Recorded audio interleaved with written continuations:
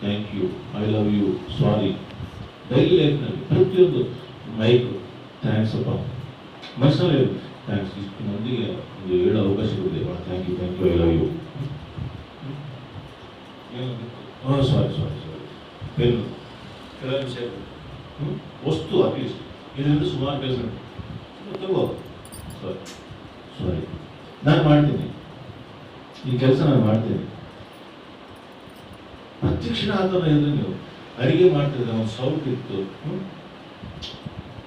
ಸೌಟ್ thank you ಅಂದ್ರೆ ಹುಚ್ಚಿ ಅಂತಾರೆ.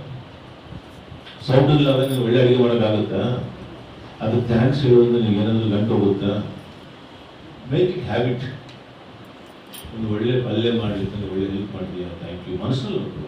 ಇದೆಲ್ಲ ಸಬ್ಜೆಕ್ಟ್ ಕೂಡ ಥ್ಯಾಂಕ್ಸ್ ಅಪ್ಪ ಹೇಳಿ. ಆ ಥರ ಒಂದು ಯಾವುದೇ ಆಗಲಿ, ಯಾರೋ ಒಂದು ಒಳ್ಳೇದು ಮಾಡ್ತಾರೆ ನೀವು, thank you, I love you. ಒಂದು ಊಟ ಚೆನ್ನಾಗಿದೆ, ಐ ಲವ್ ಯು. ಒಂದು ಊಟ ಮಾಡೋಣ, ಊಟ ಮಾಡೋ ಒಂದು ಪಲ್ಯ ಆಗಲಿ, ಆಹಾರ ಪದಾರ್ಥಗಳಾಗಲಿ, sorry, thank you, I love you ಅನ್ನೋದು ನೀವು ರೆಗ್ಯುಲರ್ ಜೀವನದಲ್ಲಿ ಕಂಟಿನ್ಯೂ ಪ್ರಾಕ್ಟೀಸ್ ಮಾಡಿದಾಗ ಏನಾಗುತ್ತಂದರೆ ನಮ್ಮ ಒಳಗಡೆ ನಮ್ಮ ಸಾತ್ವಿಕತೆ ಅನ್ನೋದು ಬೆಳೆಯುತ್ತೆ. ಈಗೋ, ಗರ್ವ, ಅಹಂಕಾರ, ಕೋಪ, ಕ್ರೋಧ ಇವೆಲ್ಲ ಈಗ ಹೋಗ್ತವೆ. ಅವೆಲ್ಲ ಯಾಕಂದ್ರೆ ನಮ್ಮ ಟೈಮ್ ಪಾಸ್ ನಾವು ಖಾಲಿ ಇದ್ದೀವಿ, ಬೆಳೆಸ್ಕೊಂಡಿದ್ದೀವಿ ಅಷ್ಟೇ.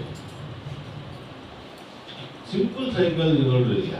ಇವಾಗ ಕೆಲವೊಂದು ಥಾಟ್ ಹೆಂಗಿರ್ತಾವಂದ್ರೆ ಅತ್ತೆ ಸೊಸೆಗೆ ಆಗಲ್ಲ ಆಗಲ್ಲ ಆಗಲ್ಲ ಅಂದ್ರೆ ಪಾಪ ಅವ್ರ ಪ್ರಾಬ್ಲಮೇ ಇಲ್ಲ. ಈ ಪ್ರಪಂಚದಲ್ಲಿ ಎಲ್ಲ ಥಾಟ್ ಅದು. ಅತ್ತೆ ಸೊಸೆ ಅನ್ನೋ ರಿಲೇಷನ್ ಬಂದ್ರೆ ಅವ್ರಿಬ್ಬರಿಗೆ ನೆಗೆಟಿವ್ ಎನರ್ಜಿ ಸ್ಟಾರ್ಟ್ ಆಗಿಬಿಡ್ತಾರೆ. ಯಾಕೆ ಗೊತ್ತಾ? ಅವರು ಒಳ್ಳೆಯವರೇ ಪಾಪ.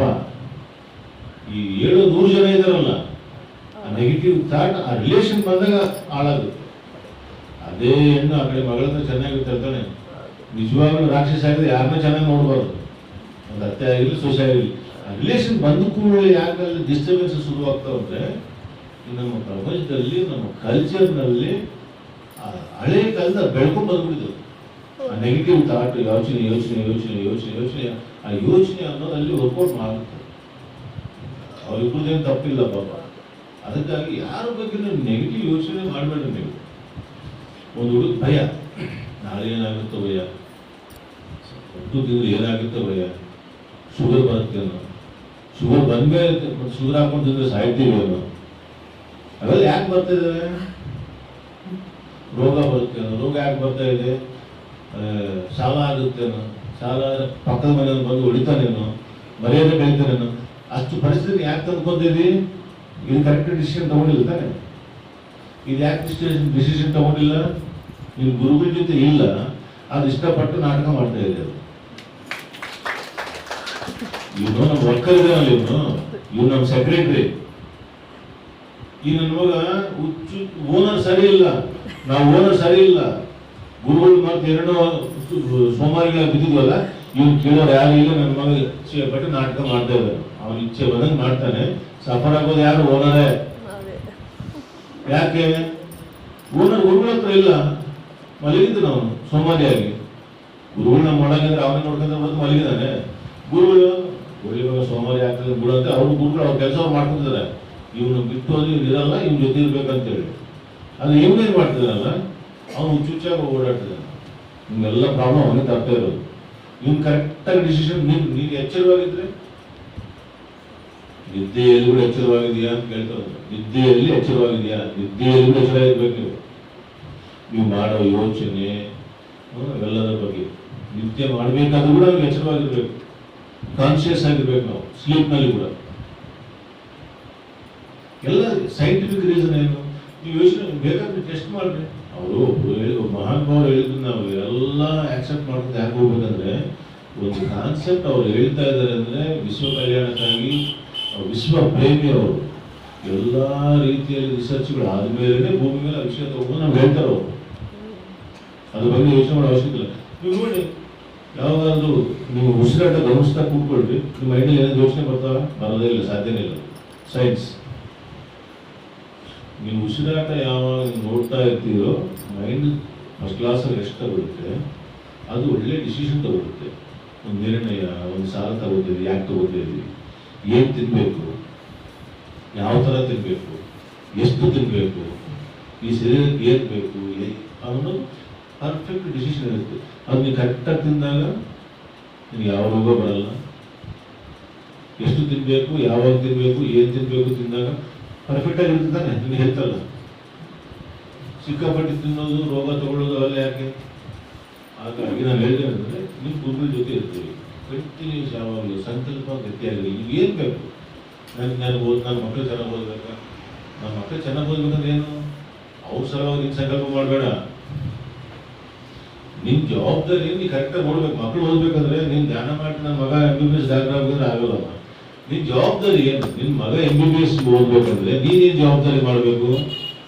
ಅವನಿಗೆ ಧ್ಯಾನ ಕಲಿಸು, ಅವನಿಗೆ ಚೆನ್ನಾಗಿ ಕಲಿಸು, ಅವನಿಗೆ ಪಾಠ ಕಲಿಸು, ಪರ್ಫೆಕ್ಟಾಗಿ ಓದಿಸು, ಅವನಿಗೆ ಅಡ್ಜಸ್ಟ್ ಮಾಡು, ಅವ್ನಿಗೆ ಏನು ಇಂಟ್ರೆಸ್ಟ್ ಇದೆ ತಿಳ್ಕೊ. ಇನ್ನೊಬ್ಬರು ನೀವು ನಾನು ಗಂಡ ಎಣ್ಣೆ ಬಿಡಬೇಕು ಅಂತೇಳಿ ಹೇಳಿದ್ರೆ ನೀನು ಅವ್ನು ಬಿಡಲ್ಲ. ಅದು ಅವ್ರಿಗೆ ಲೈಕ್, ಅವ್ನಿಗೆ ಇಷ್ಟ, ನಿನಗಿಷ್ಟ ಇಲ್ಲ. ನಾನೇನು ಮಾಡಲಿ? ನನ್ನ ಫ್ಯಾಮಿಲಿ ಚೆನ್ನಾಗಿರ್ಬೇಕು, ನಾವೆಲ್ಲ ಸುಖವಾಗಿರ್ಬೇಕು, ನಮ್ಮಿಂದ ಒಂದು 10 ಜನಕ್ಕೆ ಒಳ್ಳೇದಾಗಬೇಕು, ಈ ಥರ ಸಂಕಲ್ಪ ಇರಬೇಕು. ಈ ವಿಶ್ವಕ್ಕೆ ನನಗೆ ಒಳ್ಳೇದಾಗಬೇಕು, ನಾನು ಒಂದು 10 ಜನಕ್ಕೆ ಒಳ್ಳೆಯ ಒಂದು ವಿದ್ಯೆ ಕೊಡಬೇಕು, ಒಂದು 10 ಜನಕ್ಕೆ ಅನುದಾನ ಮಾಡಬೇಕು, 10 ಜನಕ್ಕೆ ಜ್ಞಾನ ಕಲಿಸ್ಬೇಕು, ಈ ಥರ ಇರಬೇಕು ಸಂಕಲ್ಪ ಅನ್ನೋದು. ಸಂಕಲ್ಪ ಯಾವಾಗಲೂ ಪಾಸಿಟಿವ್ ಆಗಿರಬೇಕು, ನೆಗೆಟಿವ್ ಆಗಿರಬಾರ್ದು. ನಿಮ್ಗೆ ಏನು ಕರೆಕ್ಟ್ ಅನಿಸುತ್ತೆ, ನಾನು ಹೇಳಿದಲ್ಲ, ಪ್ರತಿಯೊಬ್ಬ ಮನುಷ್ಯನೂ ಹ್ಯೂಮನ್ ಬೀಯಿಂಗೇ, ಎಲ್ಲರಿಗೂ ಒಳಗಡೆ ಆದ್ಮೇಲೆ ಎಲ್ಲರೂ ಒಳ್ಳೆಯವರೇ, ದಾರಿ ತಪ್ಪಿ ನಡೀತಾ ಇರ್ತಾರೆ ಅಷ್ಟೇ. ಅದು ಕೆಲವೊಂದು ಜನ್ಮಾಂತರಗಳು, ಜನ್ಮಗಳು, ಕರ್ಮಗಳು, ಸುಮಾರು ಎಲ್ಲ ಸಬ್ಜೆಕ್ಟ್ ಇರುತ್ತೆ. ಈ ಗುರುಗಳ ಜೊತೆ ನೀವು ಯಾವಾಗ ಇರ್ತೀರಲ್ಲ, ನೀವು ಕರೆಕ್ಟಾಗಿ ಹೈವೇನಲ್ಲಿ ಕರ್ಕೊಂಡು ಹೋಗ್ತಾರೆ. ಸಿಂಪಲ್ ವಿಷಯ. ಇದಕ್ಕಿಂತ ಸಿಂಪಲ್ ನನಗನ್ಸಿಗೆ ಇದಕ್ಕಿಂತ ಸಿಂಪಲ್ ಪ್ರಪಂಚದಲ್ಲಿ ಯಾವುದೂ ಇಲ್ಲ, ನನಗೆ ಅನಿಸಿದ ವಿಷಯ. ನಿಮ್ಗೇನಾದ್ರು ಗೊತ್ತಿದೆಯಾ? ಇಷ್ಟಕ್ಕಿಂತ ಸಿಂಪಲ್ ಏನಾದ್ರು ಇದೆಯಾ? ವಾಕಿಂಗ್ ಮಾಡ್ಬೇಕು, ಯೋಗ ಮಾಡ್ಬೇಕು, ಎಕ್ಸರ್ಸೈಸ್ ಮಾಡ್ಬೇಕು, ಜಿಮ್ಗೆ ಹೋಗ್ಬೇಕು. ಯಾಕೆ ಹೋಗ್ಬೇಕು? ಇದು ಸರಿ ಇಲ್ಲ. ಸಿಕ್ಕ ತಿಂತಿದ್ರೆ ಬೆಳೀತಿದ್ರೆ ರೋಗ ಬರ್ತಾಯಿದೆ. ಕಮ್ಮಿ ಮಾಡ್ಬೇಕು, ವಾಕಿಂಗ್ ಮಾಡಬೇಕು, ಜಾಗಿಂಗ್ ಮಾಡಬೇಕು, ಯೋಗ ಮಾಡಬೇಕು, ಜಿಮ್ಗೆ ಹೋಗ್ಬೇಕು. ಕರೆಕ್ಟಾಗಿ ತಿಂದರೆ ಬೆಳೆಯುತ್ತಾ? ಇಲ್ಲ. ನೀವು ಕರೆಕ್ಟಾಗಿ ಡಿಸಿಷನ್, ವ್ಯಾಪಾರ ಮಾಡ್ತಾ ಹೋದಿ, ನೀವು ಕರೆಕ್ಟಾಗಿ ಡಿಸಿಷನ್ ತಗೊಂಡ್ರೆ ಲಾಸ್ ಆಗುತ್ತಾ? ಪ್ಲಸ್ ಇದರಲ್ಲಿ ಇನ್ನೊಂದು ಏನಂದ್ರೆ, ನೀವು ಗುರುಗಳನ್ನ ನಂಬಿಕೊಂಡಾಗ ನಿಮ್ಮ ಲೈಫ್ ಆಗಲಿ, ನಿಮ್ಮ ಜರ್ನಿ ಆಗಲಿ ರಿಮೋಟ್ ಕಂಟ್ರೋಲ್ ಆಗುತ್ತೆ. ನೆಗೆಟಿವ್ ಪರ್ಸನ್ ನಿಮ್ಗೆ ಟಚ್ ಆಗಲ್ಲ, ನೆಗೆಟಿವ್ ಬಿಸ್ನೆಸ್ ನೀವು ಮಾಡೋದೇ ಇಲ್ಲ. ಅದು ಮನುಷ್ಯರಿಗಿರೋ ಪವರ್. ಗುರುಗಳು ಆ ಪವರ್ ಹೊರಗೆ ತಗೊಂಡು ಮಾಡ್ತಾರೆ. ನೀನು ಅವ್ರ ಜೊತೆ ಎಷ್ಟು ತಿರ್ತೀಯಲ್ಲ ಅಷ್ಟೊತ್ತು ನೀವು ಜಾಸ್ತಿ ಅವ್ರ ಹತ್ರ ಇದ್ದಂಗಿಲ್ಲ, ಆ ಪವರ್ ನಿಮಗೆ ಜಾಸ್ತಿ ಆಗುತ್ತೋ ಅವರು. ಫಸ್ಟು ನೆಮ್ಮದಿಯಾಗಿ ಇರುತ್ತೆ. ನಿಮ್ಮ ಲೈಫ್ ಲೀಡ್ ಮಾಡಲಿಕ್ಕೆ ಕಂಪಲ್ಸರಿ ಬೇಕು. ಯಾರು ವಯಸ್ಸಿದೆ ಅಷ್ಟು ನಿಮಿಷ ಧ್ಯಾನ ಮಾಡಬೇಕು. ಅದಕ್ಕಿಂತ ಜಾಸ್ತಿ ಬೇಕು, ಸಾಧನೆ ಮಾಡಬೇಕು, ಬಿಯಾಂಡ್ ಇನ್ನು ಜಾಸ್ತಿ. MBBS ಓದಬೇಕಂದ್ರೆ BA ಓದಬೇಕು, ಓದ್ತೇನಾ? MBBS ಓದಬೇಕಂದ್ರೆ ಎಷ್ಟು ತಾಸು ಕೆಲಸ ಮಾಡಬೇಕು, ಓದಬೇಕು, ಹಾರ್ಡ್ ವರ್ಕ್ ಮಾಡಬೇಕು. ಇಂಜಿನಿಯರ್ ಎಷ್ಟು ತಾಸು ಹಾರ್ಡ್ ವರ್ಕ್ ಮಾಡಬೇಕು. BA BCom ಅದಕ್ಕೆ ಸ್ವಲ್ಪ ಕಡಿಮೆ ತಾನೆ. ಆ ಥರ ನೀವು ಇನ್ನು ಎಷ್ಟೆಷ್ಟು ನೀವು ಅಚೀವ್ ಮಾಡ್ಕೊಂತ ಹೋಗ್ಬೇಕು ಅನ್ಕೊಂತೀರೋ ಅಷ್ಟಷ್ಟು ತಾಸು ಜಾಸ್ತಿ ಮಾಡಬೇಕು. ಮಿನಿಮಮ್ ಬೇಸಿಕ್ ಪ್ರಿನ್ಸಿಪಲ್ ಅವ್ರು ಇಟ್ಟಿರೋದೇನು? ಪ್ರತಿ ದಿನ ನಿತ್ಯ ನಿಮ್ಮ ವಯಸ್ಸು ಎಷ್ಟಿದೆ ಅಷ್ಟು ನಿಮಿಷ ತಪ್ಪದೇ ಧ್ಯಾನ ಮಾಡೋದ್ರಿಂದ ನಿಮ್ಮ ಭೌತಿಕ ಜೀವನದಲ್ಲಿ ನೀವು ಪರ್ಫೆಕ್ಟಾಗಿ ಮುಂದಕ್ಕೆ ಹೋಗ್ತೀರಿ. ಅಲ್ಲ, ಇದ್ರೊಳಗೆ ಏನಿದೆ ನೋಡೇ ಬಿಡಿ ಆ ಕಡೆ ಅಂದರೆ ದಿನ 10 ತಾಸು ಮಾಡು, 8 ತಾಸು ಮಾಡು, ಅದು ಲೆವೆಲೇ ಬೇರೆ ಆಗುತ್ತೆ. You will get powers. ಪ್ರತಿಯೊಬ್ಬ ಮನುಷ್ಯನಿಗೆ ಕೆಲವೊಂದು ಪವರ್ಸ್ ಬರ್ತಾವೆ. ಅದು ಬಹಳ ದೊಡ್ಡ ಸಬ್ಜೆಕ್ಟ್ ಅದೆಲ್ಲ ಹೇಳ್ಬೇಕಂದ್ರೆ. ನಿಮಗೆ ಯಾರಿಗೂ ಅನುಭವ ಆಗುತ್ತೆ. 1 ತಾಸು, 2 ತಾಸು, 3 ತಾಸು, 4 ತಾಸು ಒಂದೇ ಒಂದ್ಸಲ.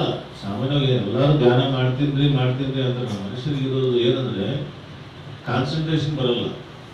ಯಾರು ನನಗೆ ಕಾನ್ಸಂಟ್ರೇಷನ್ ಬರ್ತಾ ಇಲ್ಲ ಅಂತ ಅವ್ರು ಒಪ್ಕೊಳ್ಳೋಕೆ ಹೋಗಲ್ಲ. ನನಗೆ ಯೋಚನೆ ಬರ್ತಾ ಇದ್ದಾವೆ ಅಂತ. ನಾನು ಉಸಿರಾಟ ನೋಡಕ್ ಆಗ್ತಾ ಇಲ್ಲ, ಫೇಲ್ ಆಗ್ತಾ ಇದ್ದೀನಿ, ಯೂಸ್ಲೆಸ್ ನಾನು ಅಂತ ಹೇಳ್ಕೊಂಡು ಹಠ ಯೂಸ್ ಮಾಡಲ್ಲ. ಮಾಡಿದ್ರೆ ಕಣ್ಣು ಮುಚ್ಕೊಂಡ್ರೆ ಯೋಚನೆ ಬರ್ತಾವ್ರಿ. ಅಂದ್ರೆ ನಾನು ನೋಡ್ತಾ ಇಲ್ಲ ರೀ, ಗುರುಗಳ ಜೊತೆ ಇರಾಗ ನನ್ನ ಕೈಯಿಂದ ಆಗ್ತಾ ಇಲ್ಲ ರೀ ಅಂತ ಫೇಲ್ಯೂರ್ ಒಪ್ಕೊಳ್ಳಲ್ಲ. ಯೋಚನೆ ಬರ್ತಾ ಇದ್ದಾರೆ, ಅದೇನು ಬರ್ತಾವ. ನೀರು ಕರೆಕ್ಟ್ ಆಗಿದ್ರೆ ಅವಳೇನು ಮಾಡ್ತಾರೆ. ಅದಕ್ಕಾಗಿ ಫಸ್ಟು ಈ ಸಾತ್ವಿಕ ಗುಣ ನಮ್ಮಲ್ಲಿ ಬೆಳೆಸ್ಕೋಬೇಕು. ಅದಕ್ಕೆ ಪ್ರಾಕ್ಟೀಸ್ ಮಾಡಬೇಕು ಡೈಲಿ. ಅದೇನಲ್ಲ ಸಾರಿ, ನಾನು ಮಾಡ್ತಿದ್ದೀನಿ, ಸುಮಾರು ವರ್ಷಗಳಿಂದ ಮಾಡ್ತಿದ್ದೀನಿ. ಬೆಳಿಗ್ಗೆ ಎದ್ದಾಡ್ತೀನಿ, ಬೆಳಿಗ್ಗೆ ಎದ್ದ ಕೂಡಲೇ ಫಸ್ಟ್ ನಾನು ಮನಸ್ಸಿನ ಮೇಲೆ ಕೂತ್ಕೊಂಡು ಫಸ್ಟ್ ಒಂದು ಹೇಳ್ತೀನಿ, ಬಾ ನಾನು ಇವತ್ತು ಭಾಳ ಅದೃಷ್ಟವಂತಪ್ಪ, ಎಷ್ಟೋ ದಿನ ಎದ್ದಲಿಕ್ಕೆ ನಾನು ಎದ್ದಿದ್ದೀನಿ, ನಾನು ಇನ್ನೊಂದು ದಿನ ಸಿಕ್ತು. ಫಸ್ಟ್ ಥಿಂಗ್ ನೀವು ಮಾಡಬೇಕಾದ ವಿಷಯ, ಎಷ್ಟೋ ಜನ ಸಾಧ್ಯ ಆಯ್ತಾರೆ ತಾನೆ, ನೀನು ಎದ್ದಿದೆಯಲ್ಲ, ಫಸ್ಟ್ ಹ್ಯಾಪಿನೆಸ್ ಏನು, ನನಗೆ ಇನ್ನೊಂದು ದಿನ ಸಿಕ್ತು ಈ ಭೂಮಿ ಮೇಲೆ ಬದುಕಲಿಕ್ಕೆ, ಥ್ಯಾಂಕ್ ಯು. ನಿನಗೆ ನಾನೇನು ಮಾಡ್ತೀನಿ ನಾನು ಇವಾಗ ಹೇಳ್ತೇನೆ. ನನಗೆ ನಾವು ಬೆಳಿಗ್ಗೆ ಎದ್ದು ಕೂಡಲೇ ಈ ಥರ ಮಾಡಿಕೊಂಡು ಕಣ್ಣಿಗೆ ಇಟ್ಕೊತೀನಿ, ಬಾ ದೇವರೇ ಚಂದ್ರಶೇಖರ್ ಯು ಆರ್ ಲಕ್ಕಿ, ಇನ್ನೊಂದು ದಿನ ಸಿಕ್ತು ಕಣ ನಿನಗೆ, all the best for the day, I love you. ಇನ್ನೊಬ್ಬ ನನ್ನ ಎದುರು ನಿಂತಿರ್ತಾನೆ, ನಾನು first I too love you ಅಪ್ಪ, ಆಲ್ ದಿ ಬೆಸ್ಟ್ ಅಪ್ಪ ಅಂತ ಸೆಕೆಂಡ್ ಕೊಟ್ಕೊಂಡ್ರೆ, ಇವತ್ತೆಲ್ಲ ಕೆಲಸ ಫಸ್ಟ್ ಕ್ಲಾಸ್ ಆಗ್ತಾ ನೋಡು. ಇದನ್ನು ತಾಸು ಆಗಲ್ಲ, ಬೆಡ್ ಮೇಲೆ ಕೂತು 2 ನಿಮಿಷ ಐ ಲವ್ ಯು ಅಂತ ಹೇಳ್ತೀನಿ, ಅವ್ನು ನನಗೆ ಐ ಲವ್ ಯು ಅಂತ ಹೇಳ್ತಾನೆ, ನನ್ನ ಪ್ರತಿರೂಪ ನಾನು ಎದುರು ನಿಂತಿರ್ತಾನೆ. ಇದು ನಾನು ಡೈಲಿ ಮಾಡೋದು ಹೇಳ್ತೇನೆ ನಿಮಗೆ. ಐ ಲವ್ ಯು ಅಂತ ಸೆಕೆಂಡ್ ಕೊಟ್ಟರೆ ಆಲ್ ದಿ ಬೆಸ್ಟ್, ಇವತ್ತೆಲ್ಲ ಫಸ್ಟ್ ಕ್ಲಾಸ್ ಆಗ್ತಾ ಹೋಗ, ಫಸ್ಟ್ ಕ್ಲಾಸ್ ಸಕ್ಸಸ್ ಇರ್ತಾವೆ, ಎಲ್ಲ ಫಸ್ಟ್ ಕ್ಲಾಸ್ ಆಗ್ತದೆ, ಆಯ್ತು ಆ ಥರ ಥ್ಯಾಂಕ್ ಯು ಅಂತ ಹೇಳೋದು. ಆಮೇಲೆ 1-2 ನಿಮಿಷ ಒಂದು ಸಂಕಲ್ಪ, ಇವತ್ತು ನಾನು ಬೆಳಿಗ್ಗೆಯಿಂದ ಸಾಯಂಕಾಲ ನಾನು ಏನೇನು ಮಾಡ್ತೇನೆ ಎಲ್ಲರೂ ನಮ್ಮ ಜೊತೆ ಇದ್ದು, ನನಗೆ ಜನ್ಮ ಕೊಟ್ಟ ತಂದೆ ತಾಯಿಗಳು, ಅವ್ರ ಪೂರ್ಣಾತ್ಮಗಳು, ಅಂಶಾತ್ಮಗಳು ಮತ್ತು ಎಲ್ಲ ಸಮಸ್ತ ದೇವರುಗಳು, ಏಂಜಲ್ಸು, ಆರ್ಕೇಂಜಲ್ಸು, ಗುರುಗಳು, ಪರಮಗುರುಗಳು ಎಲ್ಲರೂ ನನ್ನ ಜೊತೆ ಇದ್ದು ನನಗೊಂದು ಒಳ್ಳೆಯ ಜ್ಞಾನ ಕೊಡ್ತಾ ಪ್ರತಿಯೊಂದು ಕ್ಷಣ ನಾನೊಂದು ಒಳ್ಳೆಯ ಮಾರ್ಗದಲ್ಲಿ ಮುಂದೆ ಕರ್ಕೊಂಡು ಹೋಗ್ರಿ ಅಂತ ಅವರಲ್ಲಿ ರಿಕ್ವೆಸ್ಟ್ ಮಾಡಿಕೊಂಡು ಡೇ ಸ್ಟಾರ್ಟ್ ಮಾಡ್ತೀವಿ. ಈ ಥರ ಡೇ ಎಲ್ಲ ಆಗ್ತಾ ಇರುತ್ತೆ. ನಮ್ಮ ಮಧ್ಯದಲ್ಲಿ ಪ್ರತಿಯೊಂದು ನಾವು ಸಂಕಲ್ಪ ಮಾಡ್ಕೊಂತಾನೆ ಇರ್ತೀನಿ. ಈ ಥರ ಆಗೋದ್ರಲ್ಲಿ ತಪ್ಪಿರಲಿಲ್ಲ. ಅಲ್ಲಿ ಹೋಗ್ತಾ ಇದ್ದೀನಿ, ನನಗೆ ಒಳ್ಳೇದಾಗಲಿ, ಒಂದು ಆಫೀಸರ್ ಇದ್ದಾನೆ ಅಲ್ಲಿ ಹೋಗ್ತಾ ಇದ್ದೀನಿ, ಮಾಸ್ಟರ್ ಸ್ವಲ್ಪ ನನ್ನ ಜೊತೆ ಬರಪ್ಪ, ಅಲ್ಲಿ ಅವನ ಬುದ್ಧಿಗಳು ಚೆನ್ನಾಗಿ ಮಾಡಿರಿ, ನನಗೆ ಅವನಿಗೆ ರಿಲೇಷನ್ ಚೆನ್ನಾಗಿರಲಿ, ಕೆಲಸ ಚೆನ್ನಾಗಾಗಲಿ. ಸುಮ್ಮನೆ ಅವ್ನು ಏನು ಮಾಡ್ತಾನೆ, ಏನು ಬೈತಾನೆ, ಏನು ಅಮ್ಮ ಸೈನ್ ಮಾಡ್ತಾನೆ ಇಲ್ಲ, ಇವೆಲ್ಲ ಯೋಚನೆ ಮಾಡ್ಕೊಂಡು ಹೋಗೋಬಂದು ಗುರುವಿನ ಮೇಲೆ ಜವಾಬ್ದಾರಿ ಕೊಡೋಣ. ಗುರುವಿನ ಅವ್ರಿಗೆ ಬುದ್ಧಿ ಚೆನ್ನಾಗಿ ಕೊಡಪ್ಪ, ಅಲ್ಲಿ ಒಂದು ಒಳ್ಳೆ ಅಟ್ಮಾಸ್ಫಿಯರ್ ಕ್ರಿಯೇಟ್ ಮಾಡು, ನಮ್ಮಿಬ್ಬರ ಮಧ್ಯದಲ್ಲಿ ಡೀಲ್ ಚೆನ್ನಾಗಾಗಲಿ, ಚೆನ್ನಾಗಿ ಆ ಥರ ಹೋಗ್ತಾ ಇದ್ರು. ಈ ಥರ ಡೇ ಎಲ್ಲ ಮಾಡ್ಕೊಂಡಿದ್ವಿ. ಮತ್ತು ನೈಟ್ ಮಲಗಬೇಕಾದ್ರೆ ಎಲ್ಲ ಕಂಪ್ಲೀಟ್ ಆಗಿ ಮಲಗಬೇಕಾದ್ರೆ ಜಾಸ್ತಿ ಗೊತ್ತಿಲ್ಲ, ಜಸ್ಟ್ 10 ಮಿನಿಟ್ಸ್ ಏನು ಮಾಡ್ತೀನಿ. ನಿಮ್ಮ ಮಕ್ಕಳೆಲ್ಲ ಇವತ್ತು ನಾನು ಯಾರ್ಯಾರು ಭೇಟಿಯಾಗಿದ್ನೋ ಅವ್ರ ಪೂರ್ಣಾತ್ಮಗಳು, ಅಂಶಗಳು ಎಲ್ಲರನ್ನು ಕರೆದುಬಿಟ್ಟು ಪ್ರತಿಯೊಬ್ಬರನ್ನ ಅವರೆಲ್ಲರೂ ಬಂದಂಗೆ ತಿಳ್ಕೊತೀನಿ. ಬಂದಂಗೆ ತಿಳ್ಕೊಂಡು ಗೊತ್ತಿದ್ದೇ ಇದ್ದು ಅಥವಾ ಗೊತ್ತಿಲ್ಲದೆ ನಿಮ್ಗೆ ಯಾರಿಗಾದರೂ ತಪ್ಪು ಒಂದು ಸ್ವಲ್ಪ ಪರಮಾಣು ನನ್ನ ಕಡೆಯಿಂದ ತಪ್ಪಾಗಿದ್ರೆ, ಯಾವುದೇ ಹಾನಿ ಆಗಿದೆ ನಾನು ಕ್ಷಮಿಸ್ತೇನೆ ಅಂತ ಅವರೆಲ್ಲರಿಗೂ ಪಾದಾಗಳನ್ನು ಮಾಡಿದ್ರೆ ನಾನು ಅವ್ರ ಕಾಲೆಲ್ಲ ಇಟ್ಟು ನಮಸ್ಕಾರ ಮಾಡ್ಕೊಂಡು ಕೇಳ್ಬೋದು, ದಯವಿಟ್ಟು ಕ್ಷಮಿಸ್ಕಪ್ಪ ಅಂತೇಳಿ. ಆದಮೇಲೆ ಒಂದು ವೇಳೆ ನೀವು ತಿಳಿಲಾರದೆ ನನಗೇನಾದರೂ ತೊಂದರೆ ಕೊಟ್ಟಿದ್ರೆ ನಾನು ನಿಮ್ಮನ್ನು ಕ್ಷಮಿಸ್ತಾ ಇದ್ದೀನಿ. ಅದೆಲ್ಲ ಇಮ್ಯಾಜಿನೇಷನ್ ಒಳಗಡೆ ನಮ್ಮ ಫೀಲಿಂಗ್ ಅಷ್ಟೇ, ಅದು ಒಂದು ತೃಪ್ತಿ ಒಳಗಡೆ. ಭೌತಿಕವಾಗಿ ಎಲ್ಲ ಮಾಡೋಕ್ಕಾಗಲ್ಲ. ಆ ಥರ ಮಾಡಿಕೊಂಡು ಆಮೇಲೆ ಮಾಸ್ಟರ್ಸ್ ಎಲ್ಲ ಕರ್ಕೊಂಡು ನನಗೆಲ್ಲ ಇವತ್ತು ಒಂದು ದಿನ ನಾವು ಚೆನ್ನಾಗಿ ಕೊಡ್ತೀವಿ, ಇವೆಲ್ಲ ಇಷ್ಟೆಲ್ಲ ಅನುಭವ ಪಡೆಯೋಕೆ ನನಗೆ ಅವಕಾಶ ಸಿಕ್ತು ಇವತ್ತು. ಇದು ಸಮುದ್ರ ಎಲ್ಲರಿಗೂ ಭಾಳ ಧನ್ಯವಾದಗಳು ಅಂತ ನಮ್ಮಲ್ಲಿ ನಾವು ಹೇಳ್ಕೊಂಡು ಮಲಗು. ಈ ಥರ ಪ್ರತಿಯೊಂದು ಬೆಡ್ ಮಲಗಬೇಕಾದ್ರೆ ಬೆಡ್ಗೆ ಥ್ಯಾಂಕ್ಸ್ ಹೇಳಬೇಕು, ಪಿಲ್ಲೋಗೆ ಥ್ಯಾಂಕ್ಸ್ ಹೇಳಬೇಕು, ಬೆಡ್ಶೀಟ್ ಥ್ಯಾಂಕ್ಸ್ ಹೇಳಬೇಕು. ಒಂದು 2 ವೀಲರ್ ನಾನು ಒಳ್ಳೆ ಮಾರ್ಕೆಟಲ್ಲೆಲ್ಲ ತಿಳ್ಸ್ಕೊಂಡ್ಬಂದಿಯಪ್ಪ, ಥ್ಯಾಂಕ್ ಯು. ಮನೆಯಲ್ಲಿ ಸ್ಟ್ಯಾಂಡ್ ಹಾಕ್ತೀಯಲ್ಲ, ಬೇಕಾದ್ರೆ ಥ್ಯಾಂಕ್ ಯು, ಜಸ್ಟ್ ನೀವು ಹೊರಗೆ ಹೇಳ್ಬೇಡ, ಕೈ ಇಟ್ಟು ಥ್ಯಾಂಕ್ಸ್ ಹೇಳ್ಬಾರ್ದು. ಅದು ನೀವು ಸುಖವಾಗಿ ಕರ್ಕೊಂಡು ಹೋಗ್ಬೇಕಲ್ಲ ಎಲ್ಲ ಸಿಟಿ. ಒಂದು ಕಾರ್ ಆಗಲಿ, ಒಂದು ಪೆನ್ನು, ಎಕ್ಸಾಮ್ ಬರೆದು ಬಂದು, ಫೋನು, ರಾತ್ರಿಯಲ್ಲಿ ಇರ್ತದೆಲ್ಲ ಥ್ಯಾಂಕ್ಸ್ ಅಪ್ಪ, ಇಷ್ಟು ಒಳ್ಳೆ ಕಮ್ಯುನಿಕೇಶನ್ ಕೊಟ್ಟು. ಜಸ್ಟ್ ಪ್ರಾಕ್ಟೀಸ್ ಮಾಡುವಾಗ ಒಂದು ಸ್ಲೋ ಆಗಿ ಒಂದು ವಾರ ಅಂತ ಪ್ರಾಕ್ಟೀಸ್ ಮಾಡಿ ಒಳಗಡೆ ನಿಮ್ಮ ಫ್ರೆಂಡ್ಸ್ಗಾಗಲಿ, ಫ್ಯಾಮಿಲಿ ಮೆಂಬರ್ಸ್ಗೆ ಹೇಳಿ ಥ್ಯಾಂಕ್ಸ್ ಅಪ್ಪ, ಐ ಲವ್ ಯು. ತಪ್ಪೇನಿಲ್ಲ, ಯಾಕೆ ನಮ್ಮ ಕಲ್ಚರಲ್ಲಿ ಇಲ್ಲ ಅದು. ಕೆಲವೊಂದು ಸಂಪ್ರದಾಯಗಳೆಲ್ಲ ಹೆಲ್ಮೆಟ್ ದಿನ ಹೇಳ್ತಾರೆ, ಅದು ಮಾಡ್ತಾರೆ, ಇಂಗ್ಲೀಷ್ನವ್ರು ಮಾಡಿದ್ರೆ ನಮ್ಮ ಕಲ್ಚರಲ್ಲಿ ಇರಲ್ಲ. ಅದ್ರ ತಪ್ಪೇ ಇದೆ. ಅಟ್ಲೀಸ್ಟ್ ಒಳಗೆ ಮಾಡ್ಬೋದು. ನಿಮ್ಮ ಮಕ್ಕಳನ್ನ, ಗಂಡನನ್ನ, ಸ್ನೇಹಿತರನ್ನ, ರಿಲೇಟಿವ್ಸ್ನ, ಆ ಒಂದು ತತ್ವ ನಮ್ಮಲ್ಲಿ ಬೆಳೆಸ್ಕೊಂಡು ಹೋಗ್ತಾ ಇರಬೇಕು. ಬೆಳೆಸ್ಕೊಂಡು ಹೋಗ್ಬೇಕಾದ್ರೆ ನಾನು ಅವನನ್ನು ಕೊಲ್ತಾ ಹೋಗ್ಬೇಕು. ಇದೆಲ್ಲ ಪ್ರಾಕ್ಟೀಸ್ ಆದಂಗೆಲ್ಲ ಇದ್ರ ಮೇಲೆ ಏರಿದಂಗೆಲ್ಲ ಅವ್ನು ಕೆಳಗೆ ಇರ್ತಾ ಇರ್ತಾನೆ. ನಾನು ಡೈಲಿ ರೆಗ್ಯುಲರ್ ಪ್ರಾಕ್ಟೀಸ್ ಆಗಿ ಹೋಗ್ತಾ ಇರೋದು.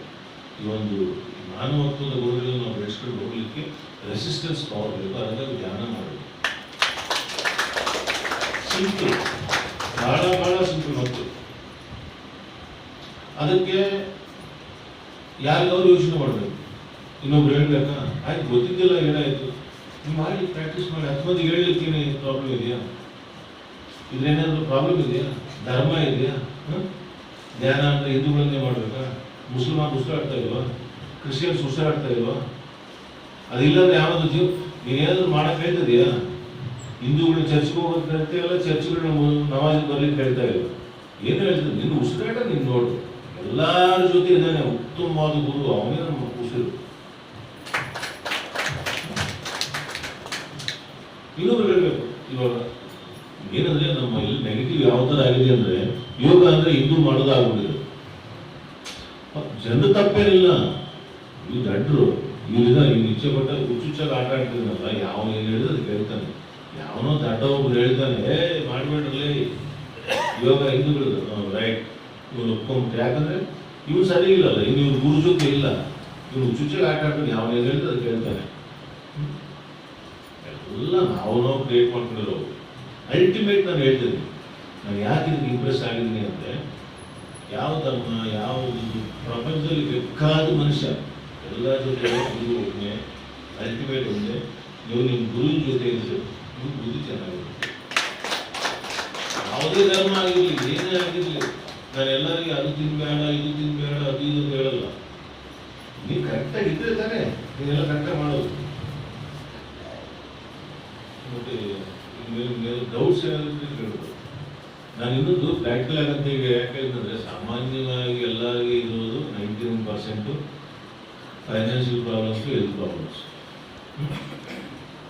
ನಮ್ಮ ಈ ಮಾರ್ಗದಲ್ಲಿ ನಡೀತಾ ತಿಂಬಾಕು ಗತಿ ಇಲ್ಲದೆ 2500 ರೂಪಾಯಿ ಜೇಬಿನಲ್ಲಿ ಇಟ್ಕೊಂಡು ಹೈದರಾಬಾದ್ಗೆ ಹೋಗಿದ್ದೆ ನಾನು. 2001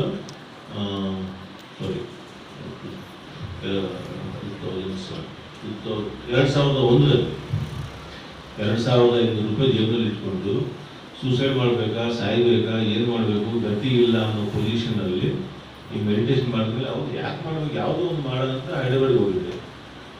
ಹೈದರಾಬಾದ್ಗೆ ಹೋಗಿ ಬಲವಾದ ಸಂಕಲ್ಪ ಇಟ್ಕೊಂಡು ಸ್ಟಾರ್ಟ್ ಮಾಡಿದೆ. 2500 ರೂಪಾಯಿ ಇಟ್ಕೊಂಡು ಹೋಗಿ ಹೈದರಾಬಾದ್ಗೆ, ಸಿಂಗಲ್. ಆಮೇಲೆ ಫ್ಯಾಮಿಲಿ ಕರ್ಕೊಂಡು ಹೋದೆ. ಸಣ್ಣ 10x10 ರೂಮು, 500 ರೂಪಾಯಿ ಮಾಡೋ ಅಡುಗೆ ಟೇಬಲ್. ನಮ್ಮ ಪಕ್ಕದ ಮನೆಯವ್ರು ಬೈತಾ ಇದ್ರು, ನಮ್ಮ ವೈಫ್ ಡೆಲಿವರಿ ಪ್ರೆಗ್ನೆಂಟ್, ಅವಳಿಗೆ ಮಂಚ ತಗೊಳ್ಳೋಕೆ ದುಡ್ಡಿಲ್ಲ, ಒಂದು ಬಂತಿ ಅಂತ ಇರ್ತದೆ ಒಂದು ಇಂಚು, ಅದ್ರ ಮೇಲೆ ಮಲಗಿಸ್ತಾ ಇದ್ದೆ. ಆ ಪಕ್ಕದಲ್ಲಿ ಆನಂದವರು ಬೈತಾ ಇದ್ರು, ಏನೇ ನೀನು ಹೆಣ್ಮಗಳು ಅಲ್ಲಿ ಮಲಗಿಸ್ತೀಯಲ್ಲ, ಒಂದು ಮಂಚ ತರ ಕೆಪಾಸಿಟಿ ಇಲ್ಲ ನಿಮಗೆ ಅಂತೇಳಿ. ಆ ಪೊಸಿಷನ್ನಲ್ಲಿ ಇದ್ದ ನಾನು ಇವತ್ತು ಫಸ್ಟ್ ಕ್ಲಾಸ್ ಆಗಿದೆ. ಫೈನಾನ್ಷಿಯಲ್ ಆಗಿ, ಮೆಂಟಲ್ ಆಗಿ, ಫಿಸಿಕಲ್ ಆಗಿ ಎಲ್ಲ ಫಸ್ಟ್ ಕ್ಲಾಸ್ ಆಗಿದೆ. ಯಾವುದು ನನಗೆ ತೊಂದರೆ ಇಲ್ಲ. ನನಗೆ ಇನ್ನೊಂದು, ನೀನು ಕೆಲವು ಜನ ಕ್ರಾಸ್ ಕ್ವಶನ್, ನನಗೆ ಪ್ರಾಬ್ಲಮ್ ಆಗಿತ್ತು, ಹೆಲ್ತ್ ಪ್ರಾಬ್ಲಮ್ ಆಗಿತ್ತು, ಹಾರ್ಟ್ ಪ್ರಾಬ್ಲಮ್ ಆಗಿದ್ದು, ಕೆಲವೊಂದು ನಮಗೆ ಹ್ಯಾಬಿಟ್ಸ್ ಇರ್ತವೆ, ನಮ್ಮ ಟೆನ್ಷನ್ಸ್ ಇರ್ತವೆ. ನಾವು ಸಂಸಾರ ಜೀವನದಲ್ಲಿ ಇದ್ದೀವಲ್ಲ, ಸೊ ಸನ್ಯಾಸಿಗಳಾಗಿ ಫಾರೆಸ್ಟ್ನಲ್ಲಿ ಇದ್ದು ನಮ್ಗೆ ಯಾವ ಬರಲ್ಲ, ಏನು ಬರಲ್ಲ. ಆ ಕೆಲವೊಂದು ಬಂದಾಗ ನಾವು ರಿಯಲೈಸ್ ಆಗಬೇಕು, ಮತ್ತೆ ಈ ಥರ ಆಗಿದೆ, ಓಕೆ ಬಿಡಬೇಕು. ನಾವು ಕೆಲವೊಂದು ಬ್ಯಾಡ್ ಹ್ಯಾಬಿಟ್ಸ್ ಇದ್ವು, ಸಿಗರೇಟ್ಸ್ ಸೇರ್ತಾ ಇದೆ, ಡ್ರಿಂಕ್ಸ್ ಮಾಡ್ತಾ ಇದೆ. ಆಮೇಲೆ ಕೆಲವೊಂದು ಇದು ಸಂಕಲ್ಪ ಗಟ್ಟಿಯಾದಾಗ ಎಲ್ಲ ಒಂದೊಂದು ಬಿಟ್ಕೊಂಡು ಬಂದೆ. ನಾನು ಬಿಟ್ಕೊಂಡು ಬಂದೆ, ಪರ್ಫೆಕ್ಟ್ ಆಗಿದೆ. ನಾನು ಯಾಕೆ ನಿಮ್ಗೆ ಹೇಳ್ತಾ ಅಂದರೆ, ಹೆಲ್ತ್ ಪ್ರಾಬ್ಲಮು ನಾವು ಕ್ರಾಸ್ ಆಗಿ ಬರ್ಬೋದು, ಡಿಸಿಷನ್ಸ್ ಚೆನ್ನಾಗಿರ್ತವೆ, ಫೈನಾನ್ಷಿಯಲ್ ಪ್ರಾಬ್ಲಮ್ ಸಾಲ್ವ್ ಆಗ್ತವೆ, ಫ್ಯಾಮಿಲಿ ಚೆನ್ನಾಗಿರುತ್ತೆ, ಸೊಸೈಟಿಗೆ ನಾವು ಒಳ್ಳೇದು ಮಾಡ್ಬೋದು, ತೃಪ್ತಿಯಾಗಿರ್ಬೋದು. ಇದು ನಾನು ನಿಮಗೆ ಗ್ಯಾರಂಟಿ ಹೇಳ್ತೇನೆ. ಹೆಂಗ್ರೆ ಆಗ್ತಾವ ಅಂದರೆ, ಇವಾಗ ನಾನು ಹೇಳ್ತಿದ್ದೀನಿ, ನಾನು ಸುಮಾರು ಒಂದು ಎಕ್ಸಾಂಪಲ್ ಹೇಳ್ತೀನಿ. ಲಾಸ್ಟ್ ಟೈಮ್ ಹೇಳಿದ್ದೆ, ಆಲ್ಮೋಸ್ಟ್ ಭಾಳ ಜನ ಕೇಳಿದ್ರು,